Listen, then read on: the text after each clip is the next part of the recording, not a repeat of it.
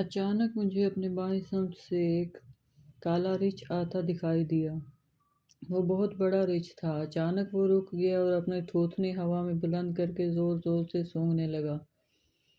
اس نے گوشت اور شیر کی بو سونگھ لی تھی۔ میں شکار کے دائیں سمت تھا۔ چونکہ ہوا شمال سے جنوب کو چل رہی تھی، اس لیے ریچھ میری بو نہ سونگھ سکا۔ تب اچانک وہ زمین پر لیٹ گیا اور چند لمحوں کے بعد بڑی احتیاط سے آہستہ آہستہ شیر کی سمت بڑھنے لگا۔ وہ ایک سائے کی طرح حرکت کر رہا تھا۔ جوں جوں وہ گڑھے کے قریب آ رہا تھا، زیادہ محتاط ہوتا جا رہا تھا۔ جب وہ گڑھے سے چند قدم کے فاصلے پر رہ گیا تو پیٹ کے بل زمین پر بیٹھ گیا۔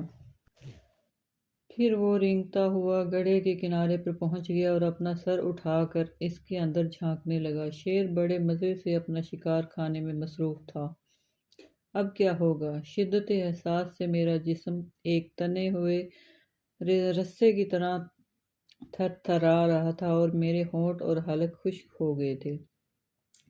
میں سوچ رہا تھا کہ ریچھ اتنا احمق نہیں ہو سکتا کہ جنگل کے بادشاہ کے شکار میں مغل ہو، لیکن ریچھ کی حرکات میری سوچ کو غلط ثابت کرنے پر تلی ہوئی تھی۔ چند لمحے ریچھ اسی طرح گڑھے کے اندر جھانکتا رہا، پھر اچانک وہ ایک زبردست چیخ مار کر گڑھے کے اندر کود گیا۔ اس چیخ کا مقصد میرے خیال میں شیر کو ہراساں کرنا تھا، لیکن اس کا الٹا اثر ہوا۔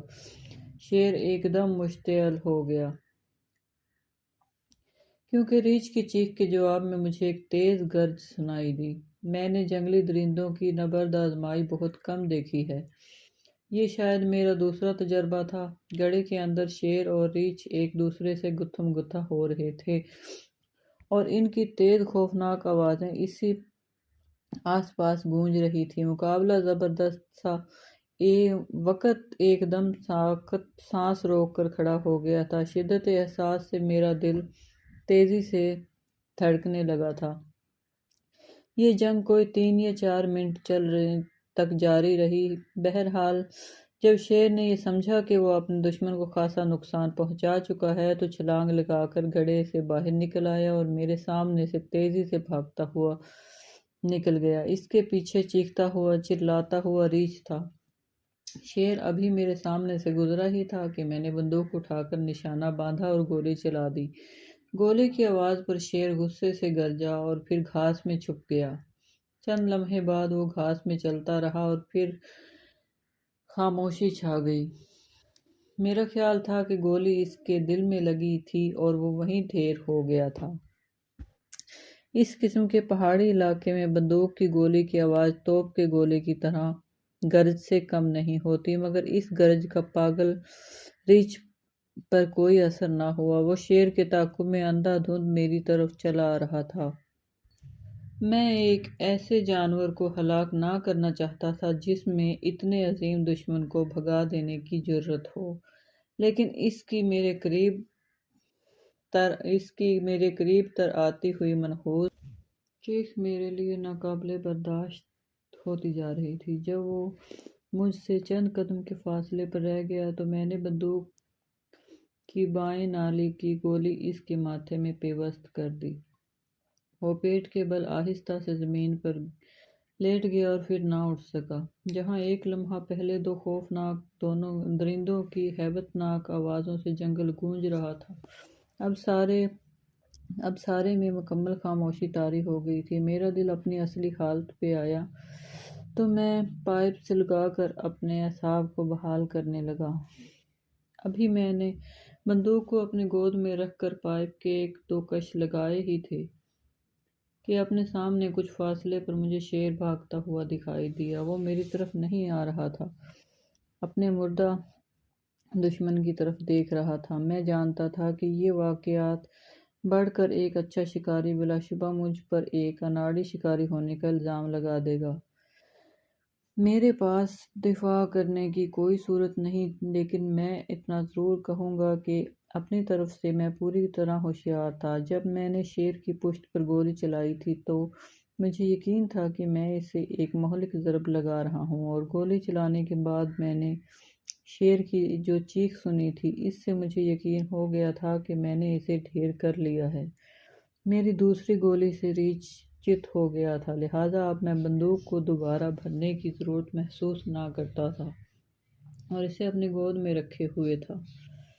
شیر کو ٹھیک ٹھاک دیکھ کر میں کوئی 2 سیکنڈ حیرت میں غلطاں رہا۔ اس کے بعد میں نے جلدی سے رائفل میں کارتوس بھرے۔ اب شیر مجھ سے کوئی 40 گز کے فاصلے پر تھا اور اس کی رفتار میں بھی مدھم تھی۔ وہ سامنے والی پہاڑی پر 80 ڈگری کا زاویہ بنائے ہوئے تھا۔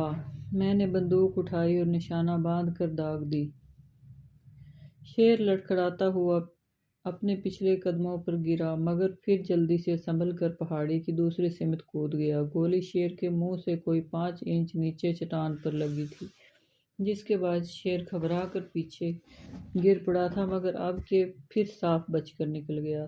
تھوڑی دیر پائپ پینے کے بعد میں ریچھ کو دیکھنے کی نیت سے درخت پر سے اترا۔ میرے خیال کے برعکس ریچھ بہت بڑا نکلا۔ شیر سے اس کی لڑائی واقعی قابل تحسین تھی۔ اس کی گردن اور جسم پر دانتوں کے بڑے بڑے زخم تھے جن سے خون رس رہا تھا۔ ممکن تھا وہ ان زخموں کی زیادہ پرواہ نہ کرتا، مگر اس کی ناک پر جو زخم آیا تھا اس نے اسے مشتعل کر دیا تھا۔ ہر نر جانور ناک کے زخم کے متعلق بڑا حساس ہوتا ہے اور اسے ایک طرح اپنی حد تک محسوس کرتا ہے، اس لیے اس کی آنکھوں میں خون اترا ہوا تھا اور میری پہلی گولی کی آواز کی پرواہ نہ کرتے ہوئے اس نے شیر کا تعاقب جاری رکھا تھا۔ اب میرے پاس اتنا وقت نہ تھا کہ میں ریچھ کی کھال اتارنے کے لیے اپنے آدمیوں کو بلاتا، لہٰذا میں انہیں ملنے کے لیے جھونپڑی کی سمت چل پڑا۔ انہیں ساتھ لے کر میں شام سے پہلے ریسٹ ہاؤس میں پہنچ جانا چاہتا تھا، کیونکہ اس علاقے میں آدم خور چیتا بھی تو گھوم رہا تھا۔ جھونپڑی کے باہر کوئی 1 درجن آدمی مجھے بڑے غور سے آتا ہوا دیکھ رہے تھے، اور جب میں ان کے پاس پہنچا تو حیرت کے مارے ان کی زبانیں گنگ ہو گئی۔ آخر کار بالا سنگھ کی زبان میں سکت آئی اور جب اس نے مجھے ساری بات سنائی تو مجھے اس پر حیرت نہ ہوئی کہ تمام آدمی مجھے کیوں اس طرح آتا ہوا دیکھ رہے تھے، جب میں جیسے میں مردہ ہو کر دوبارہ جی اٹھا تھا۔ آخر بالا سنگھ کہنے لگا، آپ نے ہمیں جھونپڑی کے اندر ٹھہرنے کی نصیحت کی تھی، اور جب ہم نے شیر کی پہلی گرج کے بعد آپ کی چیخ سنی تو ہمیں یقین ہو گیا کہ شیر نے آپ کو درخت سے نیچے گھسیٹ لیا ہے اور آپ زندگی کے لیے جدوجہد کر رہے ہیں۔ اور جب شیر کی گرج بند ہوئی اور آپ کی چیخ سنائی دیتی رہی تو ہم سمجھے کہ شیر آپ کو اٹھائے لیے جا رہا ہے۔ بعد میں ہم نے آپ کی بندوق کی 2 گولیوں کی آواز سنی۔ اس کے بعد تیسری آواز سے تو ہم بڑی ششوپنج میں پڑ گئے، یعنی شیر کے منہ میں آیا ہوا انسان کس طرح گولی چلا سکتا ہے، اور اب ہم مشورہ کر رہے تھے کہ آپ اس طرح آتے ہوئے دکھائی دیے، جس کے سبب حیرت کے مارے ہماری زبانیں بولنا بند ہو گئی۔ بات یہ تھی کہ انسان اور ریچھ کی چیخ ایک دوسرے سے اس قدر ملتی ہے کہ دور سے انسان ان میں امتیاز نہیں کر سکتا۔ تب میں نے ان سب کو شیر اور ریچھ کی خوفناک جنگ کے بارے میں بتایا۔ ریچھ کی چربی عام طور پر گٹھیا کے مریضوں کے لیے بہت مفید سمجھی جاتی ہے۔ جب میں نے انہیں بتایا کہ مجھے چربی کی ضرورت نہیں تو وہ بہت خوش ہوئے۔ دوسری صبح ہم ریچھ کی کھال اتارنے چل پڑے۔ میرے ساتھ آدمیوں کا ایک ہجوم تھا جو ریچھ کی چربی کے خواہش مند تھے۔ علاوہ بریں وہ ایک ایسے بہادر ریچھ کو دیکھنے جا رہے تھے جس نے شیر کو بھگا دیا تھا۔ لوگوں نے ریچھ کی چربی آپس میں تقسیم کر لی اور اس کی کھال میں نے بالا سنگھ کو دے دی، جسے حاصل کر کے وہ خود کو سب سے زیادہ خوش قسمت تصور کر رہا تھا۔ شیر اس گائے کو کھانے دوبارہ اس جگہ نہ آیا۔ یوں بھی شام تک کی اسے ختم کر چکے تھے۔ ریچھ کی چربی کی خبر تھوڑی دیر میں سارے نواحی گاؤں علاقے میں پھیل گئی۔ یہ خبر محکمہ جنگلات کی ایک محافظ کے پاس بھی پہنچی۔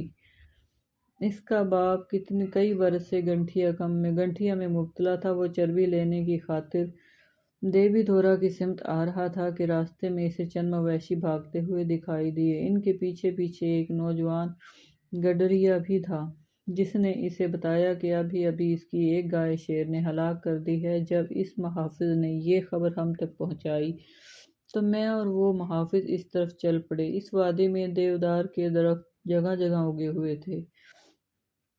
میں وادی کے کنارے پر کھڑا اپنے سامنے پھیلے سبزہ زار کو غور سے دیکھ رہا تھا۔ بعد میں پھر میں اور وہ محافظ وادی میں اتر گئے۔ تھوڑی دور چل کر ہمیں خشک پتوں کا ایک ڈھیر دکھائی دیا۔ اگرچہ اس کے اندر سے گائے کے جسم کا کوئی حصہ دکھائی نہ دے رہا تھا، لیکن میں جانتا تھا کہ شیر نے گائے کو اس کے اندر چھپا رکھا ہے۔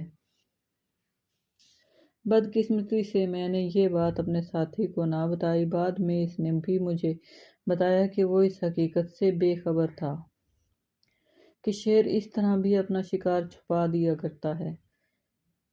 جب شیر اس طرح اپنا شکار چھپا دیتا ہے تو اس کا مطلب ہے کہ وہ فی الحال کہیں آس پاس نہیں، لیکن یہ ہمیشہ فرض نہ کر لینا چاہیے۔ اگرچہ وادی میں داخل ہونے سے پہلے میں نے اس کا بغور جائزہ لیا تھا، لیکن اب میں اپنی طرف سے پورا محتاط تھا۔ پتوں کے اس ڈھیر کے کچھ فاصلے پر ایک پہاڑی 45 ڈگری کا زاویہ بنا رہی تھی۔ اس پہاڑی کے اوپر 40 گز کے ڈگری کا زاویہ بنا رہی تھی۔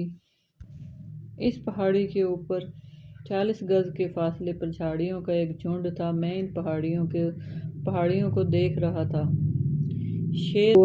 شیر پر اب میری نظر پڑ گئی تھی، جو وہاں زمین پر لیٹا تھا اور اس کی پشت میری طرف تھی۔ اس کے سر کا ایک حصہ اور جسم کی ایک دھاری بھی مجھے دکھائی نہیں دے رہی تھی۔ اس کے سر پر گولی چلانے کا سوال ہی پیدا نہ ہوتا تھا اور جسم پر گولی چلانے کا کوئی فائدہ نہ تھا۔ میرے سامنے ساری دوپہر اور شام پڑی تھی، لہٰذا میں نے فیصلہ کیا کہ چھپ کر شیر کے ادھر آنے کا انتظار کروں۔ ابھی میں نے یہ فیصلہ کیا ہی تھا کہ مجھے اپنے بائیں سمت ایک حرکت سی دکھائی دی۔ سر پھیر کے دیکھا تو ایک ریچھ پتوں کے ڈھیر کی سمت بڑھ رہا تھا۔ اس کے ساتھ اس کے 2 بچے تھے۔ شاید ریچھ نے شیر کو شکار کرتے دیکھ لیا تھا اور اب موقع پا کر اس کے شکار پر ہاتھ صاف کرنا چاہتا تھا۔ اگر میں شیر کے شکار کے قریب کھڑا ہونے کے بجائے وادی کے کنارے کھڑا ہوتا تو ایک دلچسپ منظر دیکھنے کو ملتا۔ ریچھ نے شیر کا شکار ہضم کرنے کی کوشش کرنی تھی، جس پر شیر نے بیدار ہو جانا تھا، اور پھر ان کے مابین جو لڑائی ہوتی وہ واقعی قابل دید ہوتی۔ محکمہ جنگلات کا محافظ جو اب تک میرے پیچھے کھڑا تھا،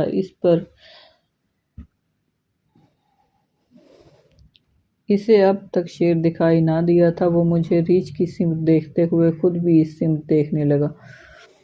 ریچھ کو دیکھنا تھا کہ وہ ایک دم چلا اٹھا، "دیکھو صاحب، بھالو! بھالو!"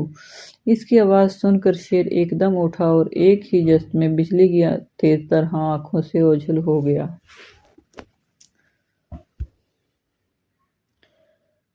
مگر ایسا کرنے سے پہلے اسے 20 گز کھلی زمین کا ایک خطہ طے کرنا تھا۔ جب وہ وہاں سے گزر رہا تھا تو میں نے رائفل اٹھائی اور لبلبی دبانے ہی لگا تھا کہ جنگل کے محافظ نے سمجھا